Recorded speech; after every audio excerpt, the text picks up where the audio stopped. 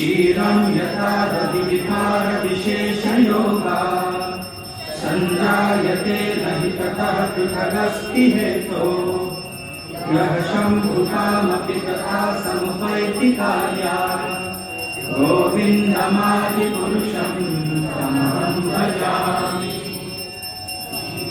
दीपाशिरे महिरशान्तरमभ्युपेत्य दीपायते विरतहेतुसमानधर्मा यस्तागतेव हि च विष्णुतया विभाति गोविन्दमादिपुरुषं तमहं भजामि।